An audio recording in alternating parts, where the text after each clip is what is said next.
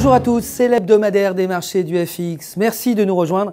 Nous allons couvrir aujourd'hui les événements principaux de la semaine passée, voir la façon dont ils ont affecté les marchés d'échange dans le monde. L'or a chuté face au dollar américain après un indice directeur des achats sur le sentiment des consommateurs américains moins bon que prévu, réduisant ainsi la demande d'actifs plus risqués.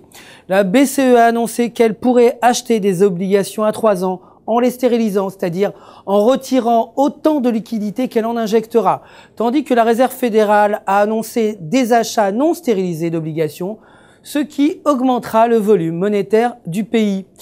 Le dernier cours de l'euro était de 1,2856, soit une baisse de 0,43%.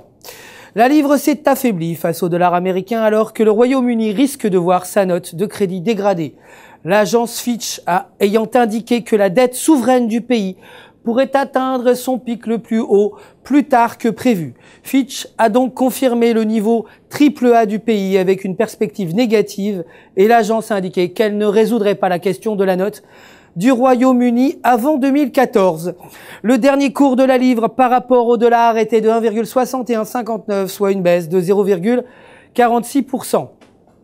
Le dollar canadien a connu sa plus forte hausse en 2 ans face au dollar américain ce trimestre, après que des mesures de stimulation des gouvernements partout dans le monde aient renforcé le cours des actions et du pétrole, augmentant par là même la demande des actifs à plus haut rendement.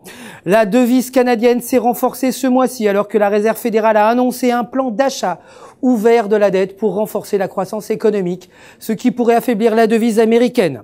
Le dernier cours du dollar canadien par rapport au dollar américain était de 0,9833, soit une hausse de 0,29%. En ce qui concerne les matières premières, le pétrole a réalisé sa plus forte hausse du trimestre suite aux inquiétudes liées à l'approvisionnement de pétrole au Moyen-Orient, alors même que l'essence a atteint son prix le plus haut depuis 5 mois. Le cours du pétrole s'est aussi renforcé après que le président Barack Obama et le premier ministre israélien Benjamin Netanyahou aient confirmé leur entente totale concernant le fait d'empêcher l'Iran d'obtenir l'arme nucléaire. Le dernier cours du pétrole était de 92,19 $ le baril, soit une hausse de 0,37%. L'or, pour sa part, a chuté pour la 2e fois en 3 jours, alors que le dollar s'est renforcé, réduisant la demande du métal précieux comme investissement alternatif. L'or a grimpé de 11% ce trimestre, sa plus forte hausse depuis juin 2010, alors que la Réserve fédérale a annoncé des mesures de stimulation supplémentaires renforçant les inquiétudes liées à l'inflation et à la chute du dollar. Le dernier cours de l'or était de 1772,18, soit une baisse de 0,27%. Voilà ce qu'il y avait à dire pour aujourd'hui. J'espère que vous avez apprécié cette analyse hebdomadaire et que vous serez avec nous dimanche prochain. En attendant, je vous retrouve dès demain pour la quotidienne du fxmarkets.com. Bonne chance et bons échanges sur les marchés.